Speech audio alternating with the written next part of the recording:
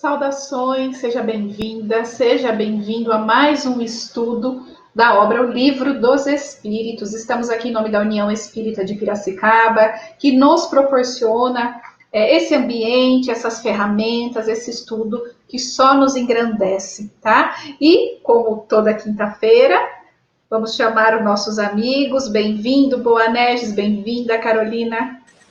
Oi, Carol. Oi, gente. Oi, Bruna. Olá. Estamos de volta para mais um dia de estudo. Então, vamos prosseguir. Carol, você faz a prece antes da gente iniciar? Claro.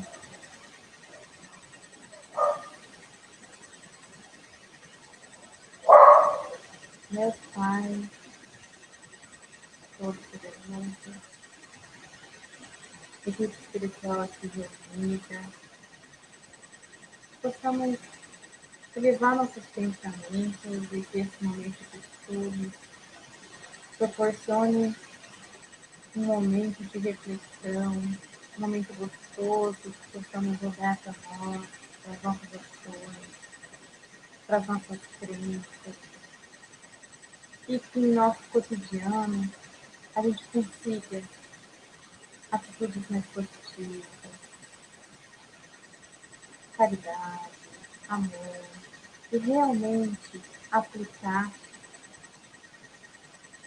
as ações que finalizam os nossos estudos.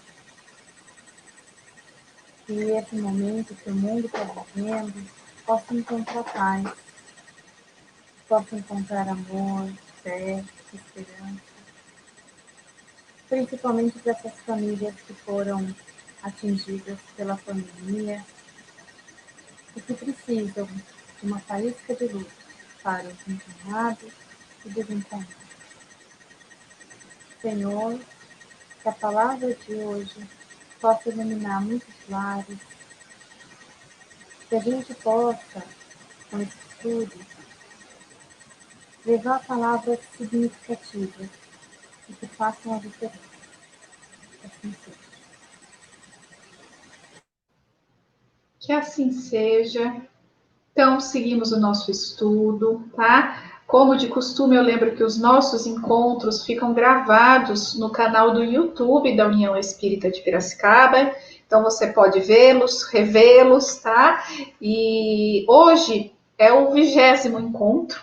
Então, já estamos aí completando 5 meses de programa, 5 meses de conteúdo, tá? Vamos seguir a sequência da última semana. Vamos continuar no tema separação da alma e do corpo, tá? Semana passada a gente conversou que essa separação no desencarne, né? Na morte do corpo físico, no desencarne do espírito, essa separação do espírito do corpo pode ser mais ou menos longa, né? De acordo com o adiantamento do espírito, né? A evolução, o apego, enfim, vários fatores influenciam nessa separação. Nós vamos continuar esse tema. Faltou a pergunta 159, desculpa, 156 semana passada, então nós vamos retomar dela, tá? Sem mais delongas, vamos iniciar então.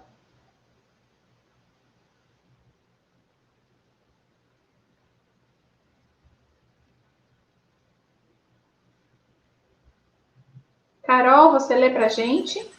Claro, estou aqui a porta. Deixa eu compartilhar, né? Eu compartilhei, vocês não estão vendo? Não. Você está vendo, né? Não. Falei, será que só sou eu que não estou enxergando? Vou tentar novamente. Vamos ver se é um problema técnico, mas vamos tentar de novo. Vocês estão vendo agora? Não, eu vou tentar compartilhar então, Bruna. Por favor, porque aqui não funcionou, então. 158, né? 156, semana 156, passada. O que é legal enquanto a apresentação fica pronta aqui, é importante a gente falar, e uma coisa que eu achei super legal, eu aprendi agora, né? Mas pode ser que muitas pessoas nem não conheçam isso, como eu não conhecia. Que dá para a gente baixar o livro dos espíritos, a gente A gente tem um específico que a gente trabalha, né, Bruna? Até se você quiser falar dele. Tá conseguindo ver aí? Compartilhei? Não, estamos com algum problema Jesus. técnico mesmo. Então, se dá para a gente baixar pela internet, ele é um livro que tem direitos autorais públicos, né? Então a gente consegue fazer essa baixa. Eu vou tentar do aplicativo. Agora conseguiu ver? Não, né? Não, eu acho que a gente pode tocar sem o slide, então, se for o caso. Não sei Tá. se vocês veem algum problema nisso. Não. A gente a gente fala aqui das perguntas, né? Faz a referência e vamos. Tá, que é o último capítulo, né? Começa a separação definitiva, né, Bruna? É a pergunta 156. Tá. Então, é isso. Quem quiser baixar da internet, é bem simples, né? E é gratuito e acesso a todos. A separação definitiva entre a alma e o corpo pode verificar-se antes da cessão completa da vida orgânica?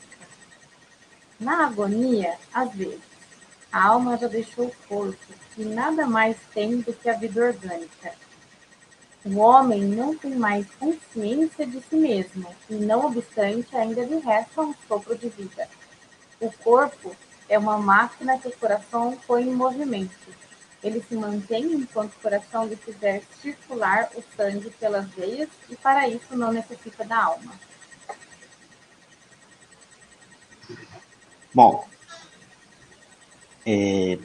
vamos reforçar a nossa conversa que tivemos no nosso encontro anterior, para falar que esses estudos, agora que estamos fazendo, eles têm uma importância fundamental para a gente, porque ele muda completamente toda a nossa percepção de morte, de vida e de morte.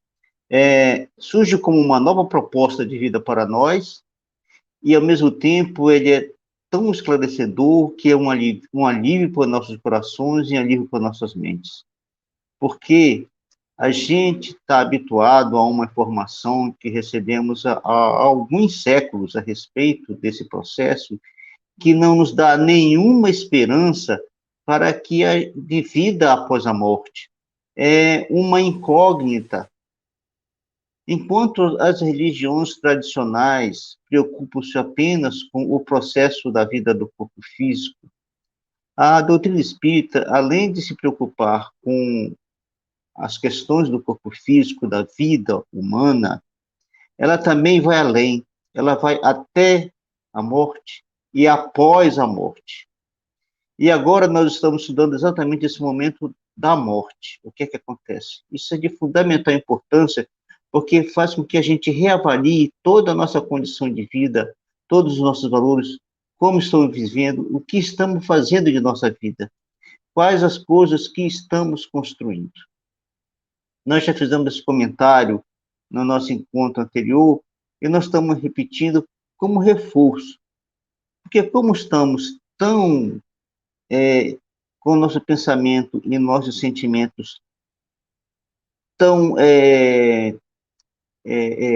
tão densos nesse sentido, né? Como essa única visão que a cultura religiosa tem nos passado até agora, às vezes fica muito difícil a gente rever todos esses parâmetros, todas essas informações e reorganizar o nosso pensamento e o nosso sentimento e, com isso, também reorganizar a nossa vida para essas novas informações, para essas novas revelações trazidas até nós pelos Espíritos. Veja, isso não é uma descoberta de Kardec, não tem como resultado uma meditação, um estudo de Kardec, tem como resultado um trabalho da qual ele realizou com a ajuda dos espíritos, informando a ele como as coisas eram. Então, essas informações vieram de lá, do mundo espiritual, para nós aqui no plano material. Por isso que é dessa importância, para que a gente reveja nosso padrão de viver, nossos sentimentos, nossos pensamentos. Muito bem. Nós estudamos sobre a origem da vida, sobre o que é que dá a vida. E nós recebemos a informação de que a vida tem como origem no fluido vital. E que a união do fluido vital com o corpo físico, mais o espírito, nos dá o homem.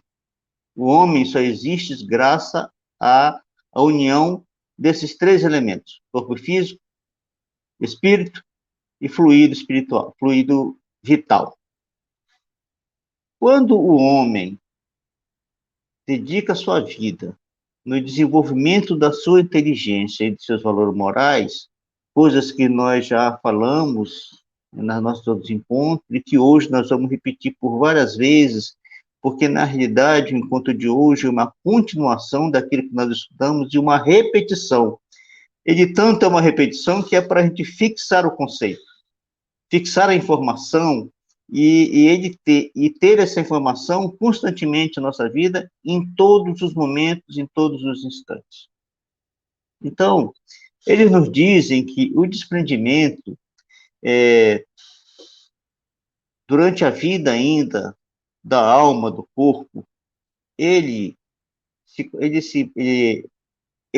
acontece devido àquele ser que dedicou a sua vida no desenvolvimento da sua inteligência e da sua moral, porque essa é a proposta de Deus para a gente quando nascemos. Nós nascemos com essa proposta. Então, aquele que se dedica à realização desta proposta, ele naturalmente percebe a vida espiritual com antecipação. Como o seu foco está centralizado nessas duas situações, nessas duas propostas, ele pouco dá valor para as outras sensações do corpo. Como nós já falamos, os nossos 5 sentidos têm um objetivo específico e são sentidos do corpo. Tem como objetivo manter a vida, a sustentação da vida, para que a gente cumpra a nossa tarefa de desenvolver a nossa inteligência e a nossa moral. Então, aqueles seres humanos que passaram a sua vida realizando essa tarefa, eles percebem com antecipação o mundo espiritual. Têm uma noção muito forte do mundo espiritual. Então, quando chega o momento da morte, eles mais facilmente se desprendem e até trabalham para que esse desprendimento seja mais rápido. Tá certo? Agora, quando isso acontece e o corpo ainda tem vida, é natural, porque o que sustenta a vida é o fluido vital. Se ainda existe fluido vital no corpo suficiente para manter a vida do corpo, o espírito irá afastar-se do corpo físico, dando início a um processo de morte, mas, no entanto, o corpo continuará vivo até que esse fluido se extingue, algum tempo depois, que não é muito longo, tá certo? Alguns poucos segundos, e em seguida o corpo morre, e assim nós não teremos mais homens, teremos apenas um corpo com algum resquício de vida e que deixa de ser homem e daqui a pouco morre pelo gastar, pela extinção do fluido vital.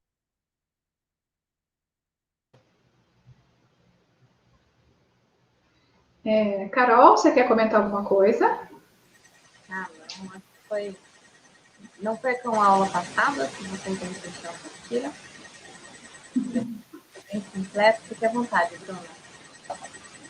Não, na verdade eu vou sugerir para a gente ler a próxima, porque assim, como o Boanerges falou, a gente vai falar mais do mesmo de uma forma mais aprofundada, né? Então, é uma continuidade mesmo do que a gente começou falando semana passada, para entender essa separação e entender essa vida após a morte do corpo físico, né? Então, eu vou pedir para você ler a próxima pergunta, que é a 159. Ótimo.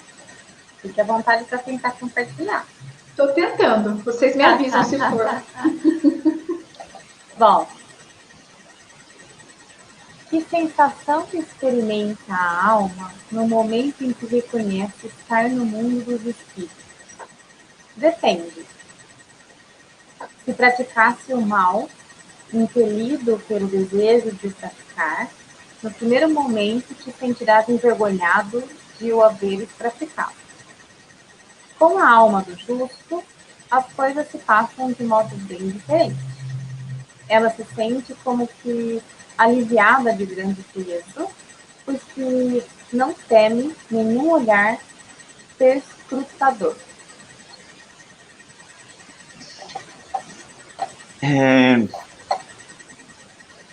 Nós falamos que quando o homem vivo, a conexão da alma, do corpo espiritual com o corpo físico, ele se dá célula a célula. Muito bem. E, graças a isso, é possível a alma perceber todos os nossos sentidos, ok? Nós já comentamos isso no passado. Então, quando nós renunciamos ao objetivo da vida, as duas propostas de Deus para nós, e nos dedicamos à prática do mal, ou ao uso excessivo dos nossos cinco sentidos, né? Utilizando eles ao extremo para um prazer sem limites, nós deixamos de realizar nossa tarefa no planeta. Então, o nosso processo de percepção das coisas fica muito difícil de acontecer. Os espíritos usam um termo para definir isso, eles usam um termo obliterado. Numa linguagem bem popular, vou traduzir esse termo como que entupido, tá? É como se os sentidos reais da alma, que são o pensamento e o sentimento, na conexão com o corpo físico, estivessem como que entupidos, sem a possibilidade de se transmitir para a alma esses sentimentos de grandeza. E o que perdura são os sentimentos, são as sensações do corpo físico. A alma fica viciada nas sensações do corpo físico e nesses atos de maldade que eventualmente a gente começa a praticar. Então, não tendo isso, a gente não percebe o mundo espiritual com naturalidade. Quando desencarnamos, a gente pode receber a visita dos nossos amigos espirituais e eles nos ajudam nesse processo. Mas, se nós estamos nessa situação de maldade ou de viciação dos nossos sentidos, nós nos tornamos refratários a eles. Nós não conseguimos percebê-los. Então, a gente não consegue receber ajuda diretamente, a gente não consegue perceber os bons, a gente não consegue perceber as coisas em torno de nós, e somente após uma mudança de atitude nossa é que é possível a gente começar a quebrar esse entupimento, digamos assim, das conexões com a alma, para poder perceber as coisas em torno de nós e começarmos eventualmente a receber alguma ajuda. Então, nesse momento que a gente consegue perceber as coisas, a gente se sente envergonhado. Por que se sente envergonhado? Porque você vê que tudo aquilo que você fez está clara. Você não cumpriu com a proposta para a vida. Então, você se descobre nesse sentido, você vê que os seus erros estão escancarados para que todos vejam, você se sente envergonhado por ter praticado o mal, tá certo? E é natural que isso. Então, os espíritos nos citam que quando o espírito toma essa consciência no mundo espiritual, ele foge. Ele foge porque ele não resiste à presença do bem, tá certo? E isso acontece imediatamente após ele adquirir o sentido. Agora, se você fez o bem, você cumpriu com a sua tarefa de desenvolver a tua inteligência e desenvolver teus sentimentos na prática do bem, você adquire essa consciência do mundo espiritual. Vocês verificam que nós estamos repetindo informação e progredindo lentamente sobre o assunto. Você toma tão consciência que você até ajuda na libertação do seu corpo. Você toma ações no desprendimento das células do corpo físico com as células do corpo material. E, para isso, a vida fica muito mais fácil, porque você tem consciência de si, porque você participa do processo da tua morte.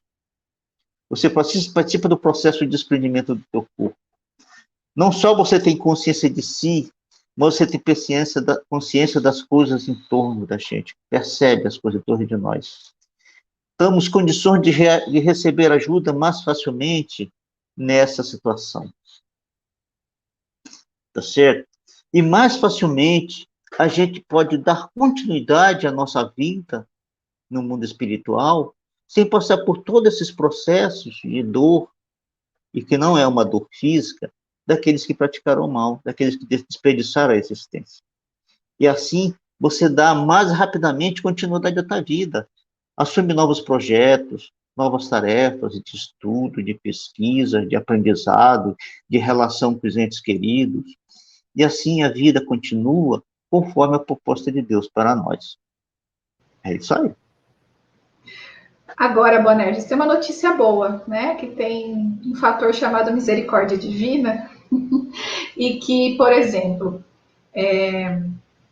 mesmo aqueles que tenham feito mal, enfim, estejam impregnados com isso, se eles tomarem consciência desse mal, passarem a sentir essa vergonha e se arrependerem, tá? Eles vão receber auxílio.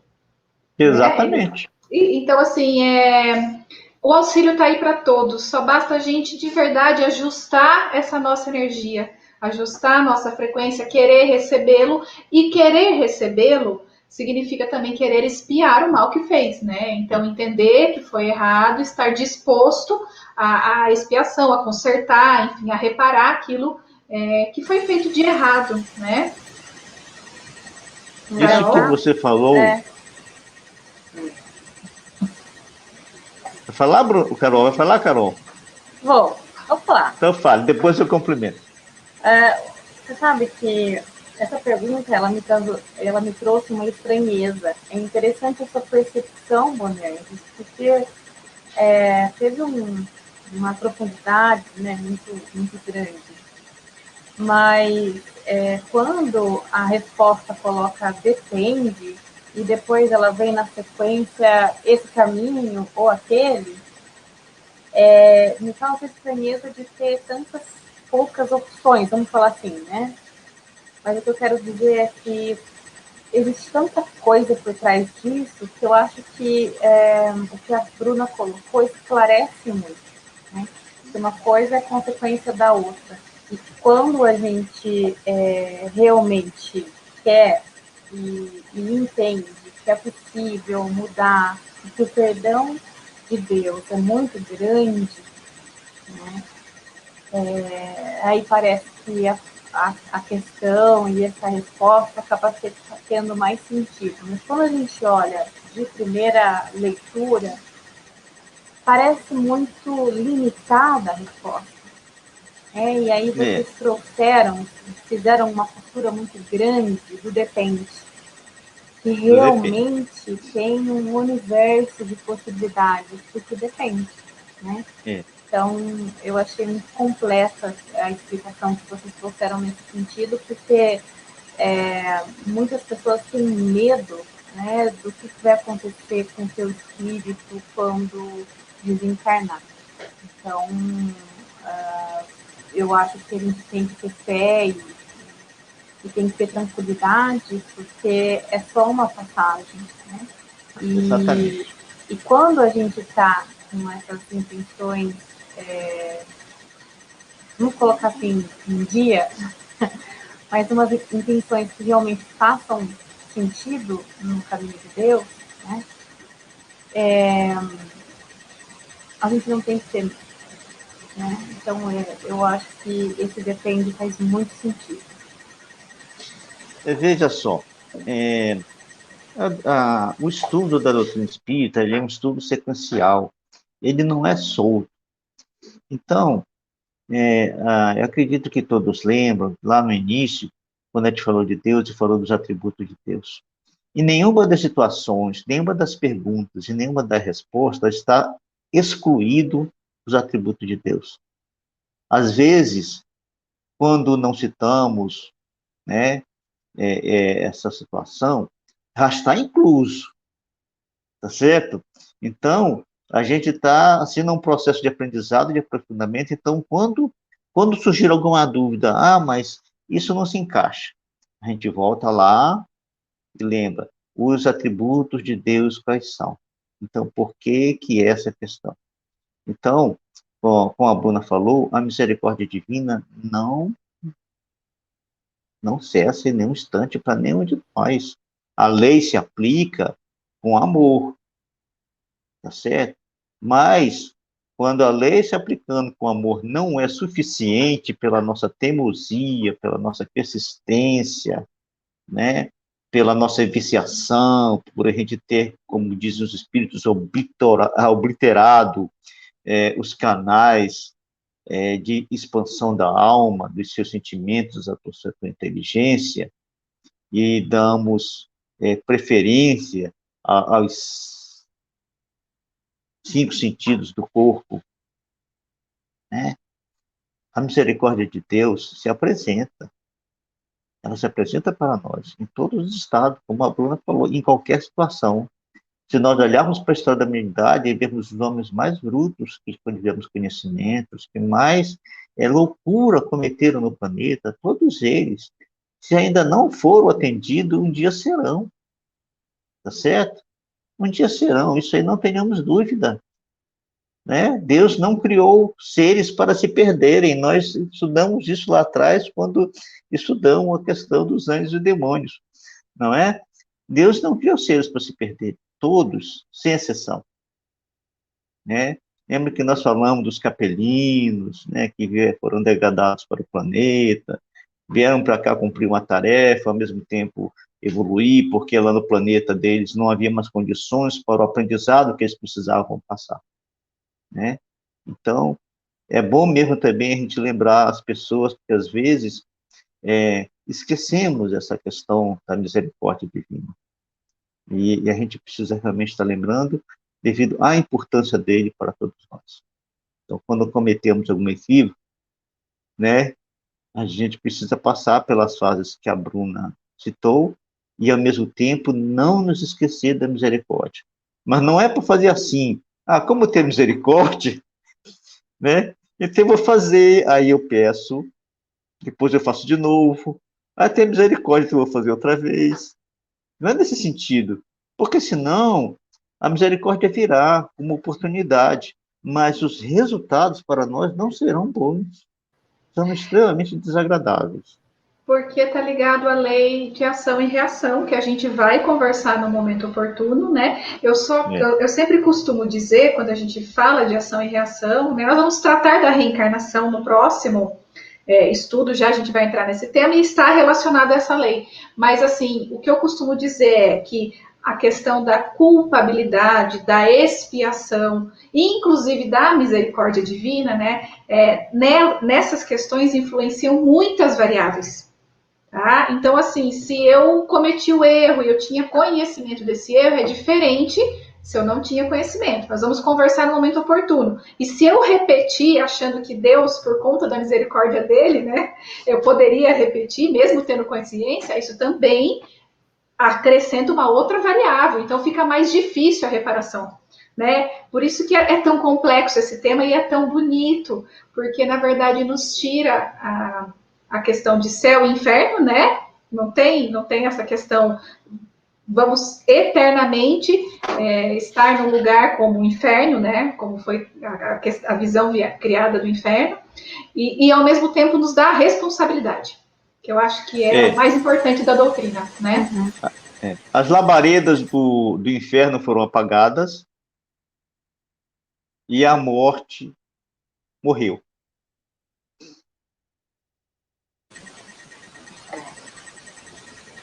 Carol? Por isso eu vou então ler a questão 160. Por favor, eu vou continuar a tentar compartilhar, Sim. vamos ver, mas pode ler. O espírito se encontra imediatamente com os que conheceu na terra e que morreram antes dele? Essa é uma pergunta que muita gente tem curiosidade, né? A resposta é sim, conforme a afeição que lhes votava e a que eles lhe consagravam. Muitas vezes, aqueles seus conhecidos o vêm receber a entrada do mundo dos espíritos e o ajudam a desligar-se das faixas da matéria. Encontra-se também com muitos dos que conheceu e perdeu de vista durante a sua vida terrena. Vê os que estão na erraticidade, como vê os encarnados, e os vai visitar. Boanerges? Ó, veja só que os espíritos falam. Conforme a afeição. Mas essa afeição não é só para o lado bom, não. Essa afeição também vai para o outro lado. É afeição. Pode ser afeição boa e afeição má. Tá certo? Existe afeição má? Existe, né? Aqueles que praticam mal têm afeição com o mal. Então, nesse sentido, aqueles que têm afinidade, seja ela no bem ou no mal, como comentamos, eles, ao retorno do mundo espiritual, eles recebem a visita exatamente daquele com quem você tem afinidade. Tá certo? Veja só que informação importantíssima. Às vezes, a gente vê aquela pessoa que já está bem velhinha, bem fisicamente debilitada, e ela às vezes comenta, recebi a visita de fulano de tal, da minha mãe, da minha avó, da minha tia, do amigo tal. Não é ilusão. Não é. Eles estão participando do Não é processo de coincidência, né? e nem é coincidência. Eles estão participando do processo de desencarne, lentamente, acompanhando, verificando as situações, o momento adequado para o desencarne, não é? E também aqueles que praticaram mal recebem também visita dos seus pares. E a visão não é agradável. Por isso que a gente está insistindo em dizer que essas aulas são uma proposta importantíssima para nós. O Chico, e a gente está sempre se mirando nele, porque ele é para nós o exemplo de espírita. Ele ilumina nossas vidas, ilumina nosso raciocínio, ilumina nosso coração com tudo aquilo que ele fez na doutrina espírita. E por muitas décadas, talvez por muitos séculos, nós ainda vamos repetir as palavras deles, as frases deles e os pensamentos deles. Ele dizia assim, e essa ocasião, ela surgiu no momento em que ele teve uma dificuldade com um parente, porque surgiram algumas questões com o público que não vale a pena a gente comentar. E ele foi acusado de algumas coisas em função disso. E aí ele disse a seguinte frase, que ficou gravada na mente dos espíritas: eu não posso fazer um novo começo, mas eu posso fazer um novo fim. Então, a gente, diante dessa informação, dessa visita desagradável e da visita agradabilíssima, nós podemos seguir a sugestão do Chico. Estamos comprometidos, vamos fazer um novo fim. A página daqui a 1 hora não está escrita ainda. A página de amanhã ainda não está escrita. Ela será escrita por nós. Podemos fazer uma nova redação da nossa vida a partir de agora. E amanhã, quando acordarmos, teremos iniciado um novo cabeçalho, novo homem, novo ser, e começarmos a trilhar esse caminho. Lógico, estamos tão habituados a praticar outras coisas que teremos alguma dificuldade, mas temos que tentar. Temos que tentar seguir esse caminho que o Chico nos propõe. Então, só um detalhe, às vezes esse habituado é questão de séculos, né? Então, séculos, muitos séculos. Então não é fácil, mas não é impossível, tá? Não é impossível. É uma luta consigo mesmo, né? É muito difícil mudar um hábito, é muito difícil mudar um costume, é muito difícil mudar um valor moral. Você sabe mas que é possível. Eu tenho outra perspectiva também. 2 pontos que eu queria colocar dessa observação sua antes que eu me perca, Bonerges. Primeiro, que às vezes tem um outro olhar que eu queria trazer. Eu tenho uma amiga de infância que aí a gente cresceu, chegou numa idade que uma olhou para a outra e falou assim, vamos parar de ter a imagem que a gente tinha uma da outra quando era criança ou adolescente, porque a gente cresceu, a gente mudou e a gente precisa se tratar como adultos que somos, né? Então, quer dizer, levou toda uma vida para a gente escolher os nossos caminhos. E muitas vezes a nossa família ou aqueles que nos acompanham desde criança parece que ainda tem a imagem que nós somos e imutáveis. Né? Então, assim, é importante a gente poder dar chance para que o outro também mude e acreditar que a mudança é possível e assim por diante. E um outro ponto interessante que eu queria colocar, e eu sei que você vai conseguir desenvolver muito sobre isso, a Bruna também, o que eu observo quando a gente recebe a notícia de um falecimento, ou quando a gente vê algumas pessoas querendo ir para as casas espíritas, é saber do que aconteceu com o seu familiar, né? O que aconteceu com aquela pessoa querida que já não está mais conosco. Então, é importante que, nessa questão que fala, né, se a gente encontra, e eu falei, poxa, é uma pergunta de muitos, porque aí agora, quem vai me acolher? É importante que a gente saiba que vai ser amparado, mas não espere ser amparado por esse ou por aquele.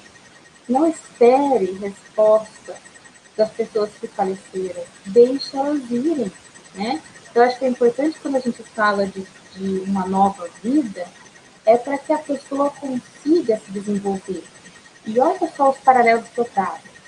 Tanto na nossa própria vida, enquanto a gente evolui, a gente precisa deixar algumas amarras e algumas imagens e entender que nós podemos mudar aonde quer que a gente vá, a gente consegue mudar nossa imagem, nossas atitudes e nosso posicionamento, e é importante esse diálogo.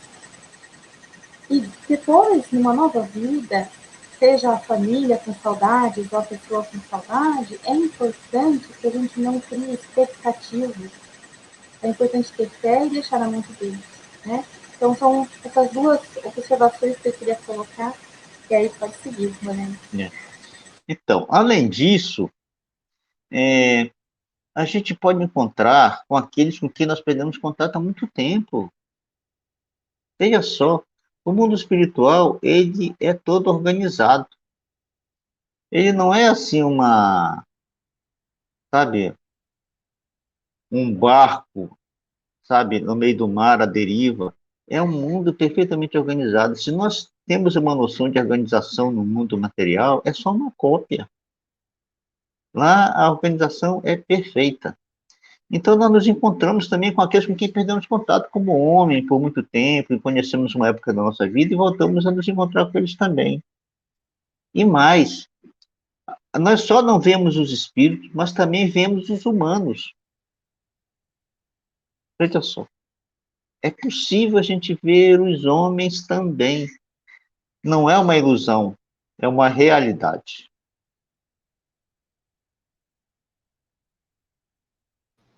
E, Boanerges, o que a Carol trouxe é bem importante, porque, assim, às vezes as pessoas criam expectativa. Eu quero ver fulano de tal. E você falou dessa organização, que é fenomenal deles, né? E, às vezes, esse fulano de tal tá num outro trabalho, né? Em outro lugar, não pode estar ali naquele momento de desencarne. Então, o trabalho não continua, o trabalho não para, na verdade, ele continua lá. Cada um doa o que tem de melhor ou vai aprender algo em outro lugar, tá? Mas uma coisa que é extremamente importante, que a gente já conversou quando a gente falou que o espírito não perde a individualidade, os laços de afeto não se rompem.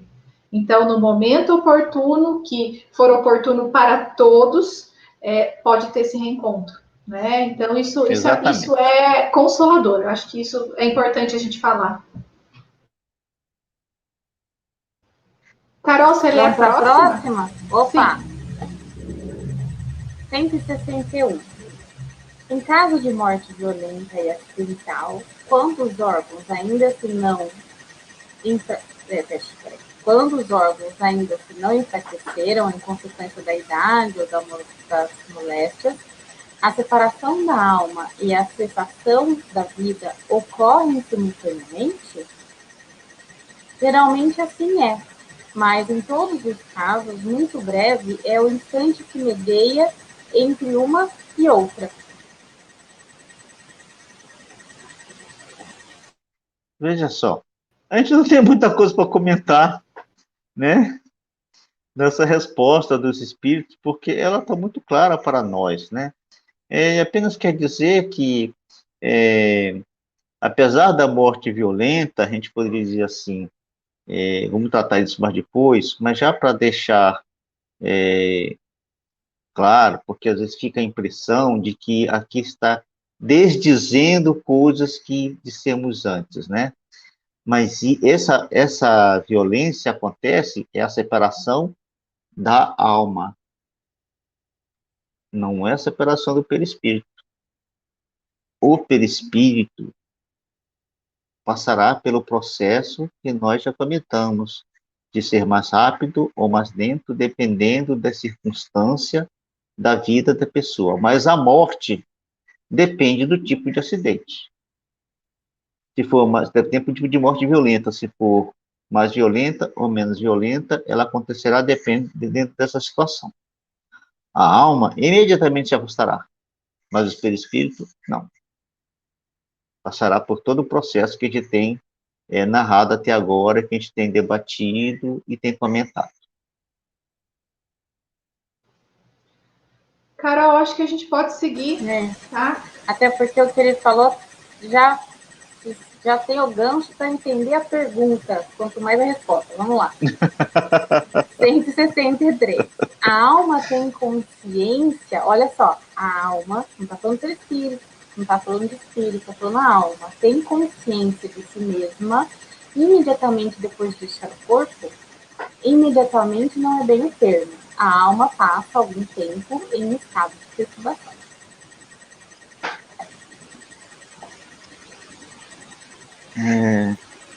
Eu acho que eu fiz a conclusão. Essa é a 62 ou a 63? Oh, Jesus, eu li errado. Não, é o 63. É o 63. O 62 a gente não vai fazer a leitura. Podemos fazer, Bonetti, se você achar que é importante. É verdade. Na realidade é assim. A 62 trata de decapitação. Quando Kardec escreveu a Codificação Espírita, isso foi aproximadamente 60, 65 anos após a Revolução Francesa. A Revolução Francesa foi uma revolução muito sangrenta, e nesse processo houve muita decapitação, muitas pessoas foram decapitadas. Então, acredito que Kardec inseriu essa questão porque ainda estava muito forte na memória francesa, acredito, aquela situação que eles tinham vivido há 60 e poucos anos atrás. Mas hoje em dia, é uma realidade fora da nossa situação, né? A gente não vive uma situação. Mas, de qualquer forma, a gente pode frisar que no momento da decapitação, a alma não se separa imediatamente do corpo. Há um tempo, porque o ser está num estado de estresse, né? Aquele momento da morte, uma morte consciente, veja, é uma situação consciente, porque você sabe que você vai morrer. É diferente da situação de acidente, né? Que você vive naquele instante o acidente. A morte por decapitação, você vive dias antes, semanas antes, talvez. Você sabe que será decapitado, né? Então você entra todo num processo psicológico, todo num estresse físico e mental, né? Então, nessa situação, para a alma, é uma situação bastante dolorida por causa disso. E quando eu posso dolorida, não é uma dor física, não vamos confundir, porque a alma não sente dor física.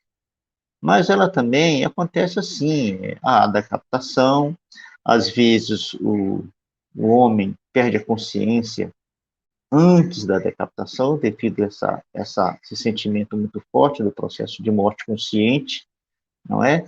E ele toma consciência depois daquela morte, e passa depois por todo aquele processo que nós já citamos, não é? Então, é só por questão de curiosidade, mas hoje em dia a gente já não vive mais essa situação, né? A 163, você vai comentar alguma coisa? Podemos seguir? Não, você poderia reler? Carol? Sim, a 163 fala da alma. A alma tem consciência de si mesma imediatamente depois de deixar o corpo? Imediatamente não é bem o termo. A alma passa algum tempo em estado de perturbação. Veja, até Kardec cita um exemplo que talvez a gente não perceba na nossa vida, no nosso cotidiano. Mas se a gente parar para pensar um pouquinho, só um pouquinho, e analisar o nosso momento de acordar, né? A gente vive num automatismo tão grande que às vezes a gente acorda e não percebe, mas se alguém conseguir parar agora para pensar um pouquinho e ver o seu momento de acordar, vai perceber que existe um instante de inconsciência. É esse instante de inconsciência que os espíritos falam para Kardec de não ser imediato. Agora, esse instante de consciência pode perdurar. Como nós estamos estudando aqui, vamos estudar mais para frente um pouquinho. Carol, pode ler a próxima que complementa essa questão da perturbação. Bom, é a última questão de hoje, a 165. A 64, né? perturbação que... Não, 64? É a 165, Bonerges. A 65? Tá. Uhum. A perturbação que se segue à separação da alma e do corpo é do mesmo grau e da mesma duração para todos os espíritos? Não. Depende da elevação de cada um. Aquele que já está purificado se reconhece quase imediatamente, pois que se liberou da matéria antes que cessasse a vida do corpo. Enquanto que o homem carnal, aquele cuja consciência ainda não está pura, guarda por muito mais tempo a impressão da matéria. Só uma correção. Tinha 164 sim, Bonerges. Eu fiz uma confusão aqui na hora da... Mas se você quiser, a gente pode ler ela também. Você comenta as duas, pode ser? Pode ser. Eu tenho ela aqui no meu PDF que eu baixei. Então, por favor, leia 164 também, Carol.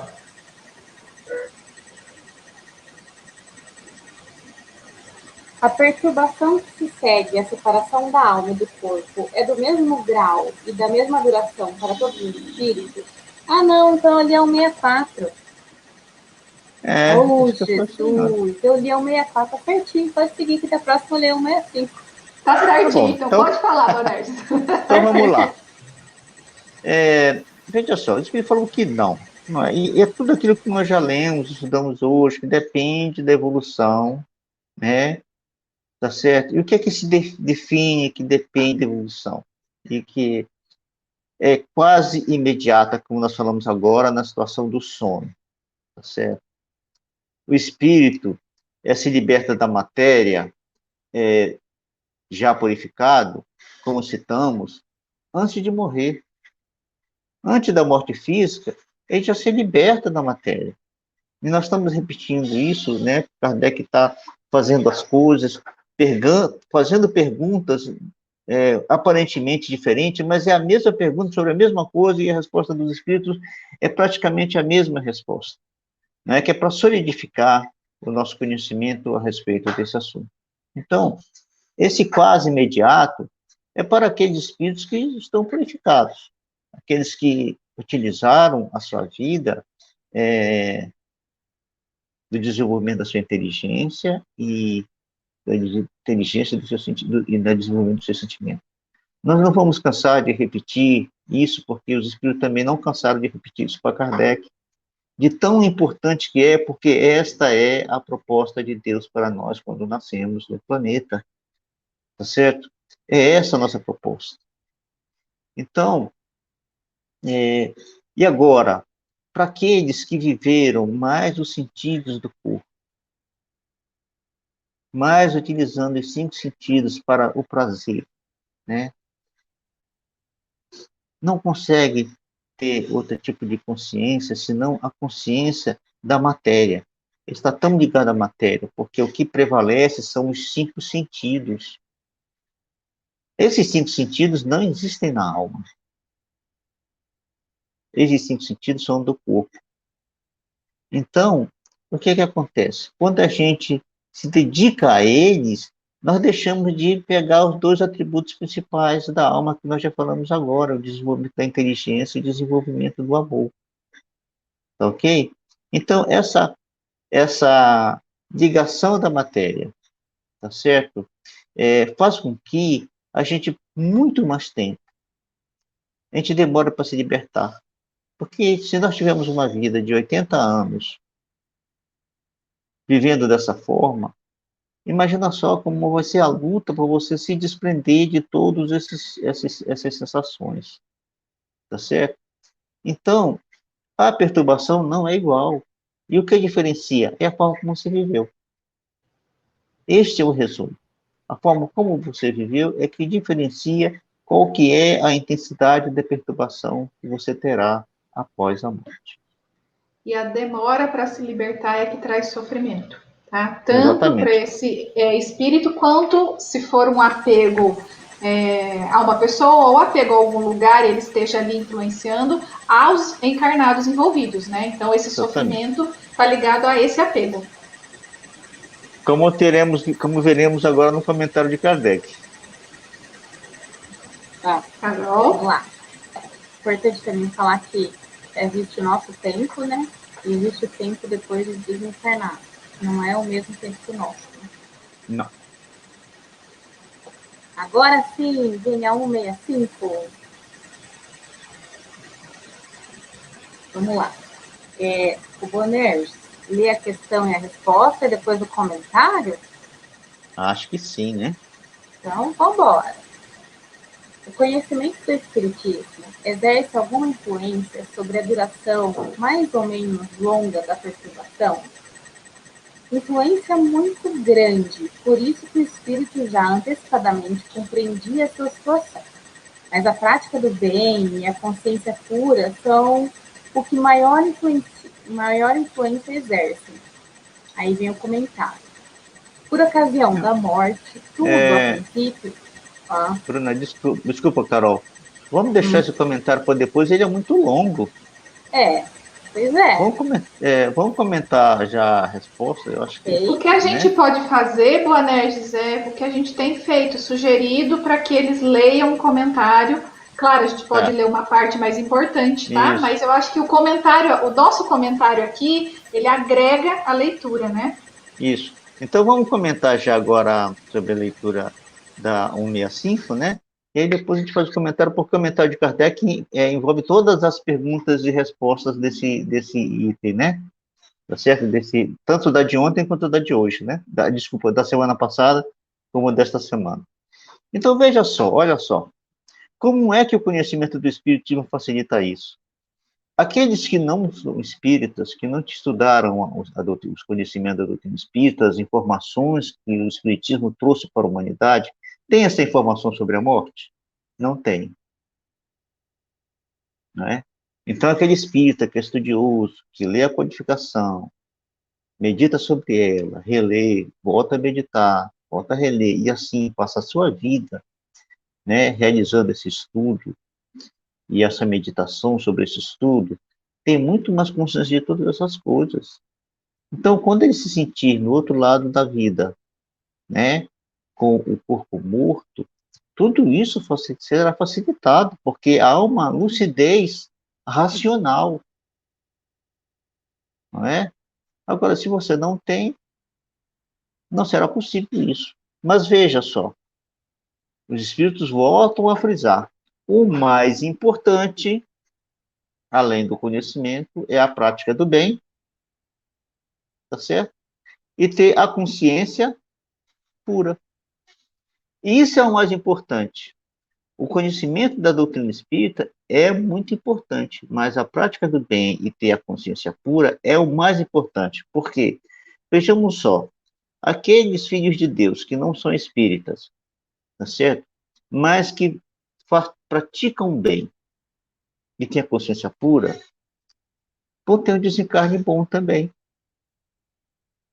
tá certo? Não é só porque só tem que ser espírita para ter um bom desencarne. Tem que cumprir essa tarefa, desenvolver a inteligência e desenvolver os sentimentos. Inteligência desenvolvida, com sentimentos desenvolvidos, dão prática do bem e dão consciência pura. Então, mais fácil será o desencarne, mais fácil será o desprendimento. Ok? Ok? Nosso tempo está dando. Você quer que leia algum trecho do comentário do Kardec, Eu acho Bonetes? que sim. Tá. Um pouquinho, trechinho. Carol, você começa a ler, lê uma parte, aí a gente vai comentando? Uhum. Por ocasião da morte, tudo, a princípio, é confuso. De algum tempo precisa a alma para entrar no conhecimento de si mesma. Ela se acha como que aturdida no estado de uma pessoa que despertou de profundo sono e procura orientar-se sobre a sua situação. A lucidez das ideias e a memória do passado voltam à medida que se apaga a influência da matéria que ela acaba de abandonar. E à medida que se dissipa a espécie de névoa que lhe obscurece os pensamentos. Olha, fazer um comentário sobre o comentário de Kardec é uma tarefa de gigante. Eu não me atrevo. Desculpa. Porque esse homem é fantástico, né? Ele escreveu, ele codificou o livro dos Espíritos, aprendeu toda a doutrina e codificou toda ela em quase 3 anos, sabe? Eu estou aqui há anos estudando o livro dos Espíritos, eu tenho uma série de dúvidas. Então, comentar Kardec é difícil. É difícil Então, eu você vou fazer. acrescentar qualquer coisa, mas a gente pode fazer as conexões com a nossa cultura, com a nossa forma de viver, né, para melhor esclarecer essa situação. Então, tudo que ele está falando é aquilo que a gente já comentou, e ele traz com muita profundidade mais ainda. Então, veja só, no princípio, né, após a morte, você tem essa confusão, que é aquela confusão de quando você acorda, naquele instante do acordar. Não é aquele depois que você se espreguiça e levanta da cama, é antes, naquele momentinho que você abre o olho e vê que você está acordado, mas você não tem consciência de espaço, você não tem consciência de hora, de tempo, de nada. Né? É um minutinho para a gente quando acorda. Agora, para os espíritos, não. Para o espírito, essa consciência depende da situação que a gente está frisando. Depende de como se viveu. É fundamental ter essa consciência. para que essa névoa do pensamento se dissipe mais rapidamente. Porque, nesse momento, quando passa toda essa situação, aí vem a lucidez. Vindo a lucidez, vem a memória.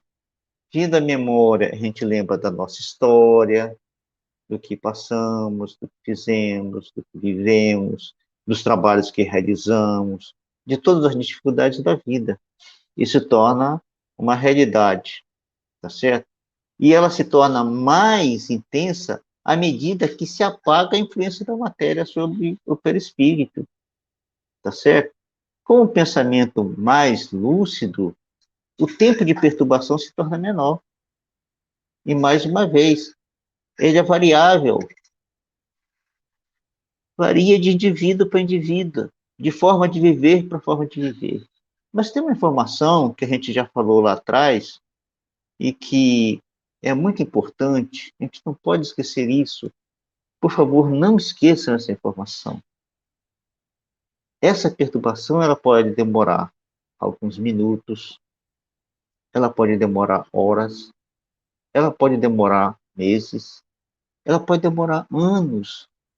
Você já pensou um ser querido nosso que a gente sabe que leva uma vida não muito digna, e a gente ter essa informação, saber que poderá durar anos a perturbação dele?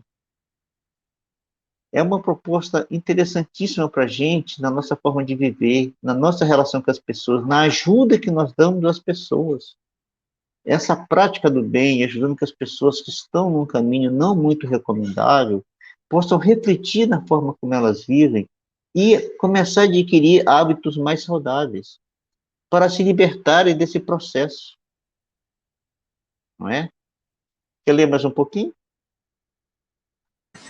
Acho que agora já deu tempo, né?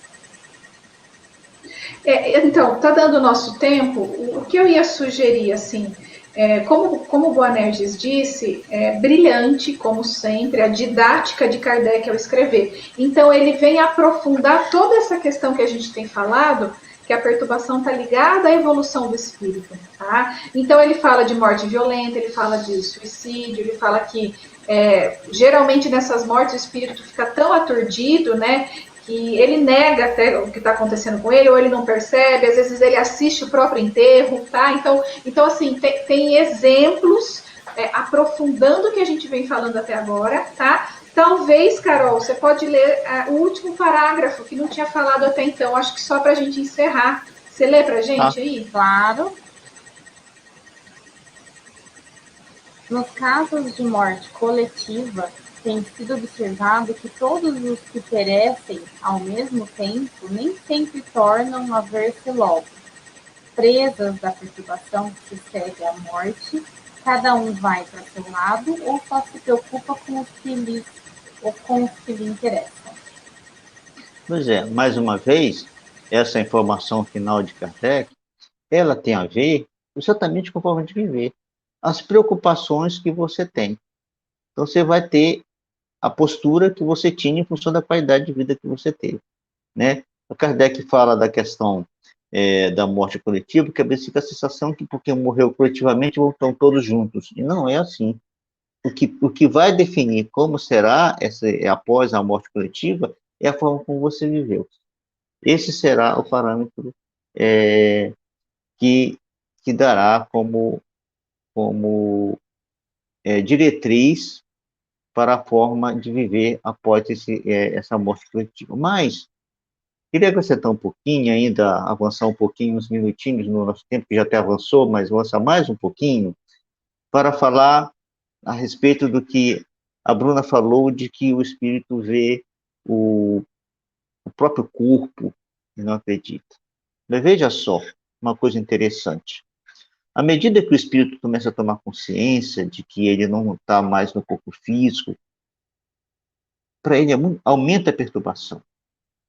Porque ele olha e vê um corpo que parece com o seu corpo, mas não é igual. Parece. Tá certo? E ele tem a pura sensação que está vivo. E está vivo. Mas só que ele não sabe que está vivo após a morte do corpo físico. Ele não tem essa informação. Ele passou a vida inteira tendo uma outra informação. E a informação que está na sua mente, no seu consciente, é essa aí. É de que morreu, muitos acreditam até, morreu, acabou tudo. Não há nada. Quando ele se vê diante de uma nova realidade, para ele é extremamente perturbador. Porque ele vê esse corpo, aumenta a perturbação, ele vê as pessoas, aumenta a perturbação. Ele fala com as pessoas não respondem.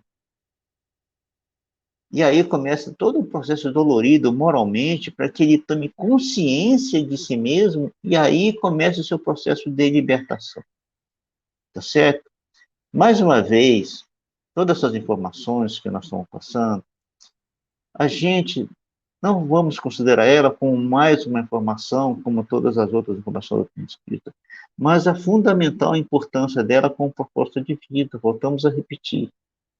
É de fundamental importância que a gente analise essa situação, porque eu acredito piamente que nenhum de nós quer passar por dificuldades na vida material. Nós desejamos coisas boas para nós, não é? Agora, se na vida material, que ela tem um tempo limitado, eu desejo coisas boas, desejo não sentir dor, eu desejo não ter problema psicológico, não ter decepções, não ter um monte de coisas. Agora, por que que eu vou querer, tendo consciência dessas coisas, continuar com uma vida que vai me dar toda a situação, todas essas limitações? É a proposta dela, que a doutrina espírita traz para nós, para a gente rever mais uma vez a nossa forma de viver, a nossa forma de agir, nossa forma de pensar e a nossa forma de sentir. É isso. Muito obrigada, Boanerges. E assim encerramos o nosso encontro de hoje. Encerramos esse tema, mas o próximo tema é correlato a esse, então na próxima semana, não perca, nós vamos começar a falar da reencarnação e da justiça da reencarnação, entender esse funcionamento. Eu já queria deixar aqui meu muito obrigada, já me despedir, passar para a Carol, também que está falando tchau. E Boanerges, você faz a prece para a gente? Faço sim.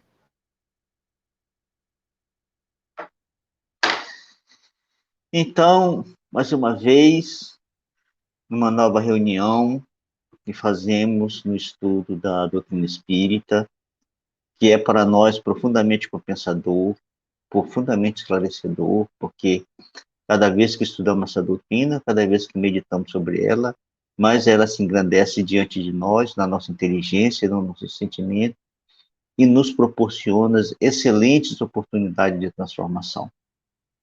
Nós sentimos-nos profundamente gratificados por essa situação, por essa proposta, por essa vivência, por esta situação em que nos encontramos colocados. E assim é que, mais uma vez, nós dirigimos os nossos pensamentos e nossos sentimentos a nosso Pai, num profundo sentimento de reconhecimento por tudo que Ele nos oferece e agradecer. Não existem palavras que estejam no meu vocabulário e no meu sentimento que possam mensurar o valor de tudo isso.